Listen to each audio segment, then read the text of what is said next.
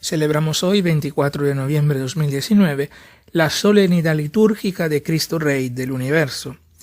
Pero Jesús es un rey diferente con respecto a los demás reyes a los cuales estamos acostumbrados. En una sociedad cada vez más materialista, consumista y capitalista, la diferencia con su reino es bien clara.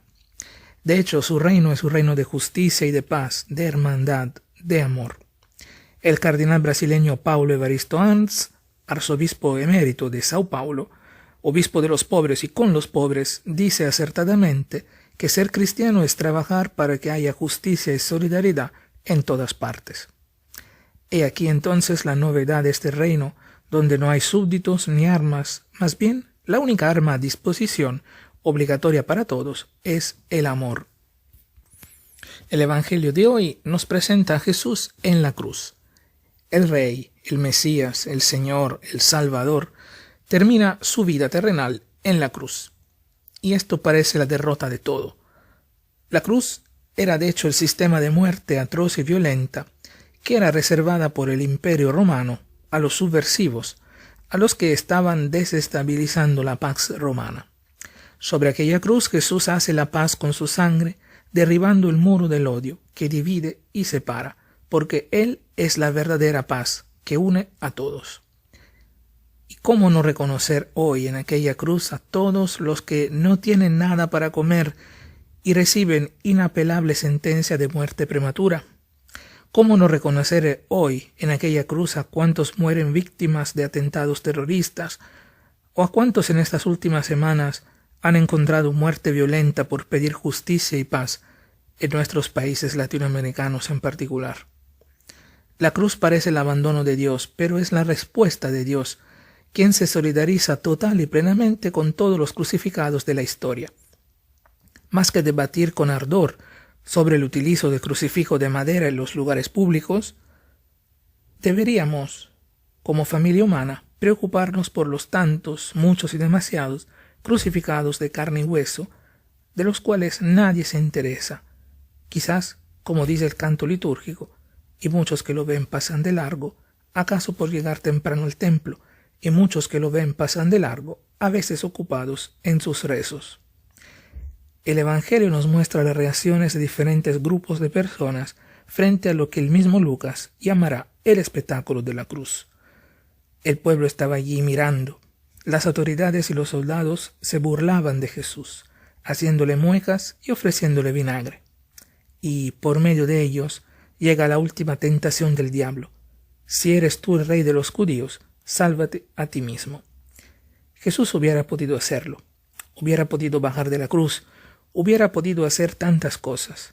Pero su manera de ser rey es diferente.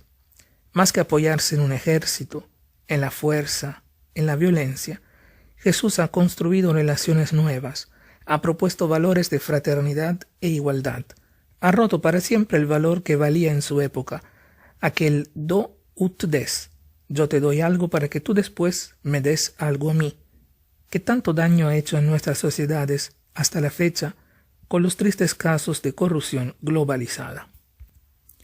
Jesús ha propuesto un reino cuyo valor supremo es la gratuidad, porque el amor de Dios no se vende ni se compra, sino se acoge gratuitamente en el corazón y se comparte gratuitamente.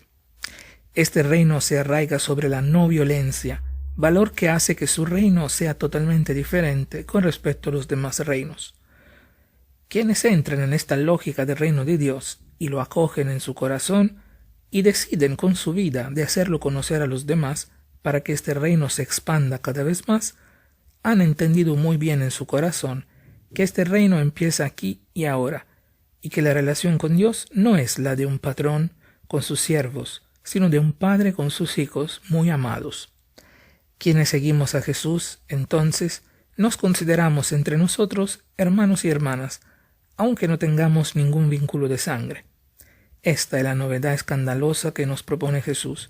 El otro es mi hermano, mi hermana, y no un rival, un potencial enemigo, un competidor en algo. La pregunta de hoy que espero cada quien en su corazón se haga y se tome el tiempo para responder con sinceridad es: ¿y yo? ¿Cómo considero los demás? ¿Cómo los veo? ¿Cómo actúo con ellos? ¿Vivo como hijo de Dios y por lo tanto hermano de los demás? ¿Y estoy acogiendo este reino en mi corazón? Los demás pueden ver a través de mis acciones, de mis palabras, que este reino aquí y ahora ya se está construyendo.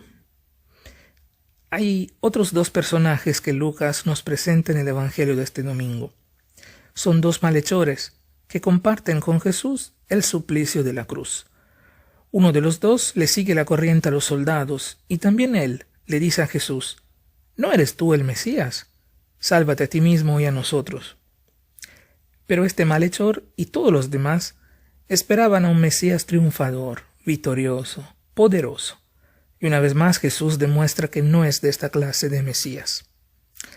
El otro malhechor se reconoce merecedor del suplicio y reconoce la inocencia de Jesús y le pide con conmovedoras palabras algo que también nosotros hoy le pedimos: Jesús, acuérdate de mí cuando llegues a tu reino. La respuesta de Jesús es más que una promesa. Te lo aseguro, hoy estarás conmigo en el paraíso.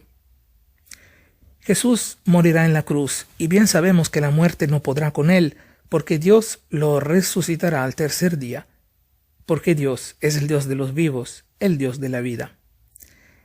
En el fragmento de la carta a los Colosenses que leemos hoy como segunda lectura, se nos dice que Dios nos ha sacado del dominio de las tinieblas y nos ha trasladado al reino de su Hijo querido, por cuya sangre hemos recibido la redención y el perdón de los pecados. En esta segunda lectura podemos ver claramente la supremacía de Cristo sobre todas las cosas, pero sobre todo el plan de Dios. En Él quiso Dios que residiera toda la plenitud, y por Él y para Él quiso reconciliar todas las cosas, las del cielo y las de la tierra, haciendo la paz por la sangre de su cruz.